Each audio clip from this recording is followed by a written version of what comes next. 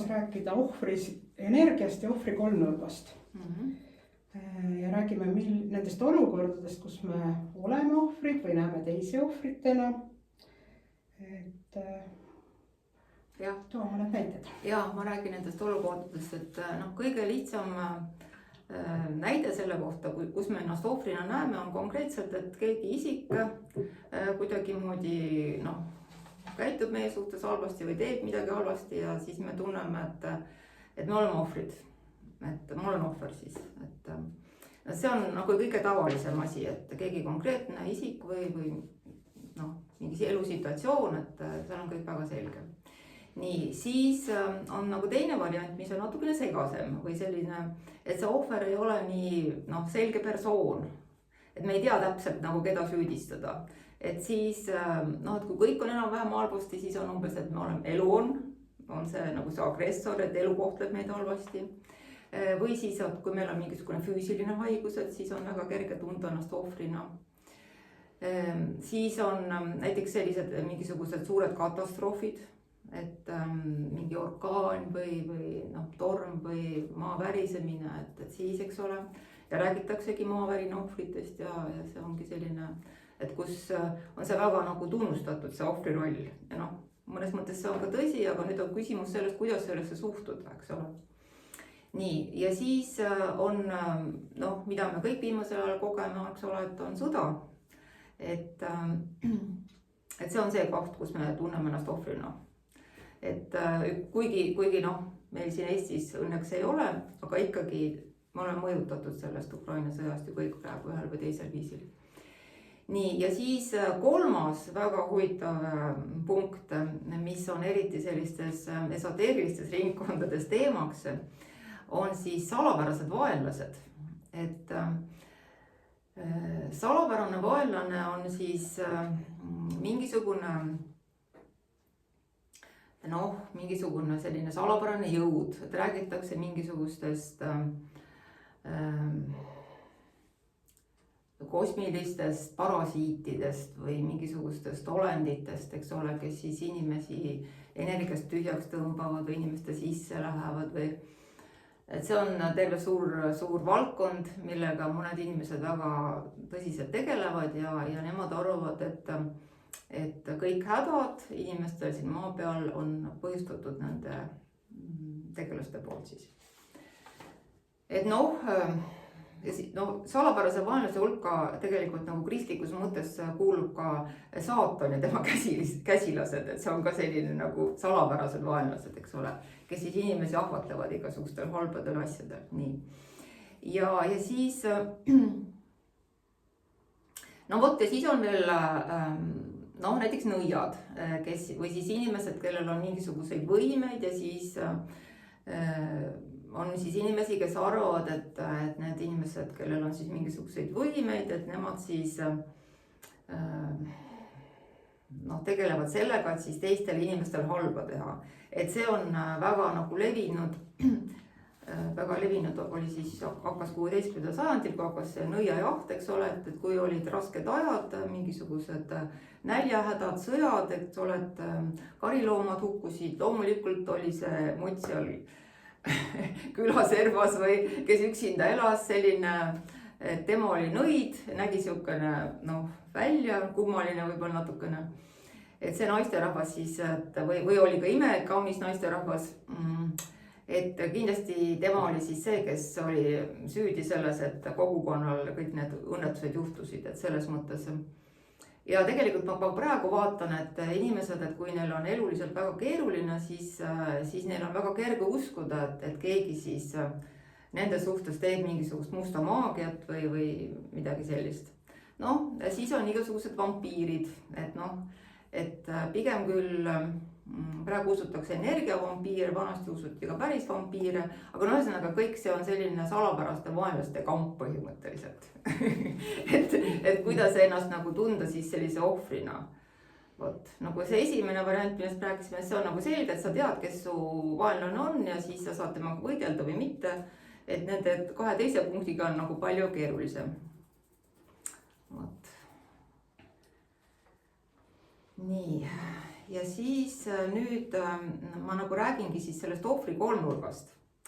Et see on selline huvitav asi, et üldiselt psühholoogias on see tuntud, et kes on natuke rohkem kursis, et see on siis selline kolmnurk, et kus üks inimene, sellest on siis see ohver, et temal on siis nagu halvasti või midagi nagu juhtunud, siis tema vastas on siis see agressor või see kuri või halb, et neil on see vastasmõju.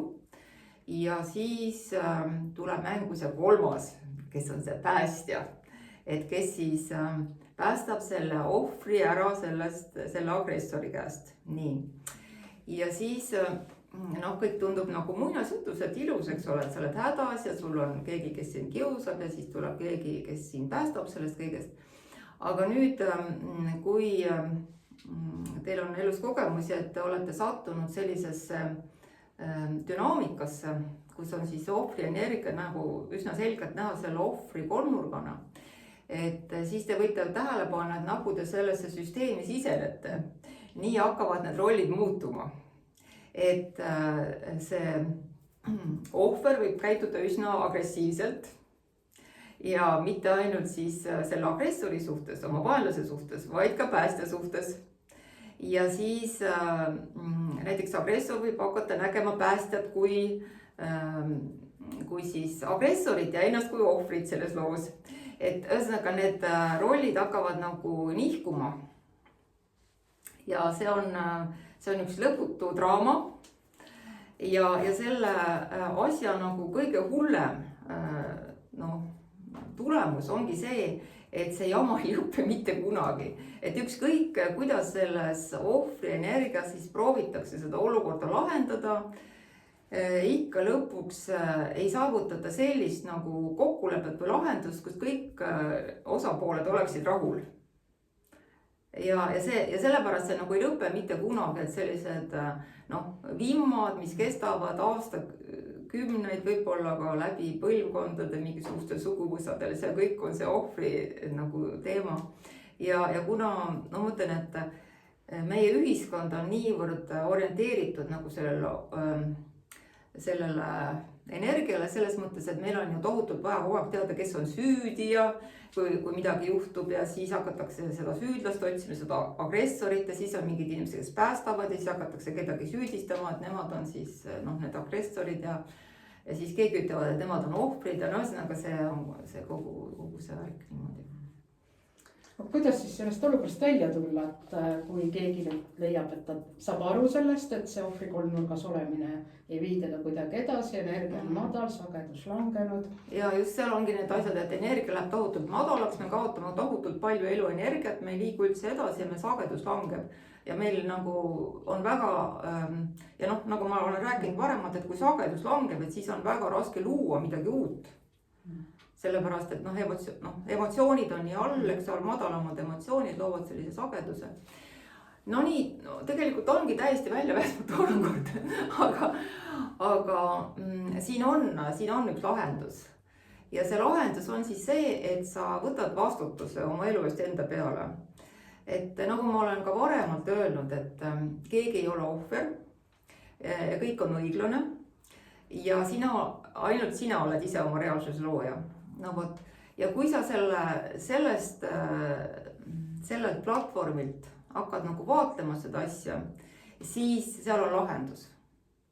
Et siis tähendab, et mida sa saad teha, kui sa satud sellisesse ohvri kolmnurka, on see, et kindlasti on sul väga palju emotsioone seoses sellega, sest see on alati väga emotsionaalne olukord. Et kindlasti isegi kui sa oled ohver, sind rünnatakse ja sa tahad ise võib-olla kedagi, et keegi saaks karistuse, mis iganes, seal on väga palju emotsioone. Et siis ma olen rääkinud sellest 5 küsimusest, mida võib endale esitada, kui sa oled selles ohvri kolmnurgas. Et need olid siis see, et mida ma tunnen, et kas ma saan seda ümbritseda siis selle armastuse ja headusega. Kas ma tahan selle lahti lasta, kas ma saan selle lahti lasta, kas ma tahan selle lahti lasta ja millal, et 5 küsimust. Et see on nagu üks viis sellega tegelikult. ja vist üks osa oli ka see, et tunda, et mitte keegi ei ole ohver või et. ja, et see on hästi oluline teadmine, et mitte keegi ei ole ohver, sellepärast et kõigil on valik. Ja see, kui noh, me satume sellesse ohvri olukorda, et siis nagu ma olen ka varemalt öelnud, et see on võib-olla midagi, mis on karmaline, et me kunagi oleme midagi taolist ise korraldanud. ja, või siis on ka selline võimalus, et kui me vaatame mingisugust filme või mingeid filme või siis meil jõuab mingisugune info, kuulame kedagi või internetist vaatame, et siis meil võib tekkida mingi kujutluspilt sellest ja see kujutluspilt on alati loov ja siis me võime nagu ise ka sattuda sellesse olukorda, mida me vaatasime nagu kolmanda isikuna mingist kohast, eks ole. Või siis ka seal eludevahelises elus, et inimestega tehes neid regressioone ma olen märganud, et mõnikord inimesed ka valivad mingisuguse sellise avamõistes väga halva olukorra just selleks, et nagu kogeda seal neid emotsioone ja saada see kogemus. Et alati, kui sa oled selle läbi teinud, siis ja sa jätad selle ohvri rolli nagu selja taha, et siis sa alati kasvad, alati sinu energia tõuseb sellest. Et selles mõttes halvad asjad on ka võimalus kasvada. Aga seal tuleb õigesti nendes energiates olla, et on võimalus ka hävida, aga on võimalus täiesti nagu väga apaatiasse või täiesti hullu seisu sattuda. Et on vaja teadlikult nendega tegeleda. Mis on veel, mis tänases videos soovid lisada ohvri teema kohta? Et praegu ma sellega lõpetaksin, et ma järgmises videos räägin ühest natuke teisest meetodist, kuidas töötada raskete olukordadega elus. Et kus sa võib-olla tunned, et sina või keegi teine on ohver või lihtsalt, et on see, et elu kuidagi kohtleb sind halvasti või kedagi teist või juhtuvad mingisugused asjad. Et seda ma räägiksin järgmiseks, aga tänaseks siis lõpetaksin.